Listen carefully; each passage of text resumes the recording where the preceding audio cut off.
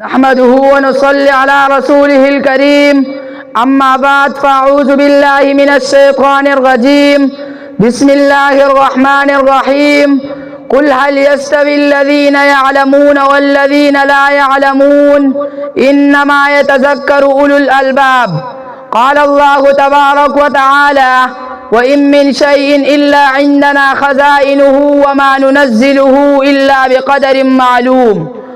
حیرت ہے کہ تعلیم و ترقی میں ہے پیچھے، حیرت ہے کہ تعلیم و ترقی میں ہے پیچھے جس قوم کا آغاز اقرا سے ہوا تھا۔ جناب صدر محفل، معزز اساتذہ کرام، جج صاحبان اور میرے عزیز ساتھیو، السلام علیکم ورحمۃ اللہ وبرکاتہ۔ آج مجھے جس موضوع پر لب کشائی کا موقع ملا وہ ہے تعلیمی عمل میں جدیدیت وقت کی اشد ضرورت ہے۔ جناب صدر، تعلیم قوموں کی زندگی کا چراغ ہے، تعلیم انسان کی اصل پہچان ہے، یہ کردار بناتی ہے، یہ سوچ جگاتی ہے، یہ خواب دکھاتی ہے اور خوابوں کے تعبیر تک لے جاتی ہے۔ مگر سوال یہ ہے کہ ہمارے تعلیم آج کے دور کی رہنما ہے، کیا یہ صرف کتابوں کے اوراق تک محدود ہے یا زمانے کی رفتار کے ساتھ چل رہی ہے؟ جناب صدر، اگر وقت کے تقاضوں کے مطابق نہ ڈلے تو یہ چراغ تو ہے مگر جلتا نہیں، یہ درخت تو ہے مگر پلتا نہیں، یہ قافلہ تو ہے مگر منزل تک پہنچا نہیں۔ جناب صدر، تعلیم میں جدیدیت دراصل اسی جمود کو توڑنے کا نام ہے۔ جدیدیت صرف کمپیوٹر کا نام نہیں، صرف مشین کا نام نہیں، صرف انٹرنیٹ کا نام نہیں، یہ سوچ کا زاویہ ہے، یہ علم کو عمل میں بدلنے کی طاقت ہے، یہ الفاظ کو حقیقت میں ڈالنے کا ہنر ہے، یہ تحقیق کو ایجاد میں بدلنے کی جستجو ہے، یہ سوال کو جواب میں ڈالنے کی حقیقت ہے۔ جدید تعلیم وہ ہے جو نظریے کو تجربے سے جوڑ لے، جو صرف حفظ نہیں بلکہ فہم پیدا کرے، جو صرف نوکری کے لیے نہیں بلکہ خدمت انسانیت کے لیے تیار کرے۔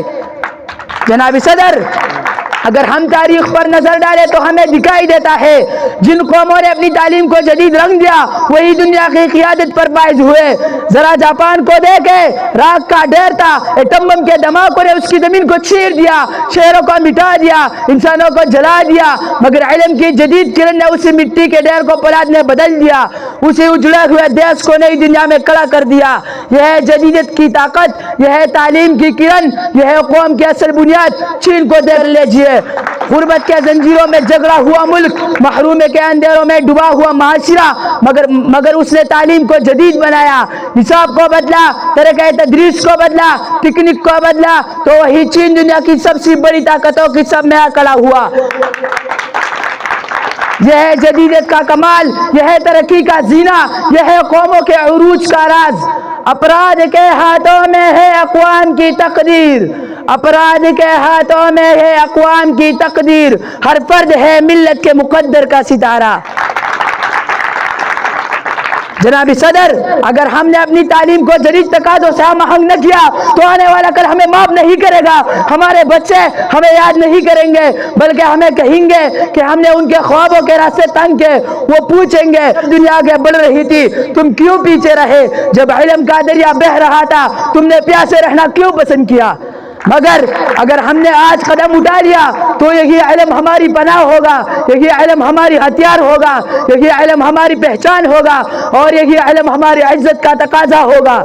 اس لیے تعلیمی عمل میں جدیدیت کا نام ہمارا انتخاب نہیں بلکہ ہماری بقا ہے، یہ چوائس نہیں بلکہ مجبوری ہے، یہ خواہش نہیں بلکہ ضرورت ہے اور اشد ضرورت ہے، کیونکہ تعلیم کا مطلب صرف پڑھانا نہیں، جینا سکھانا ہے۔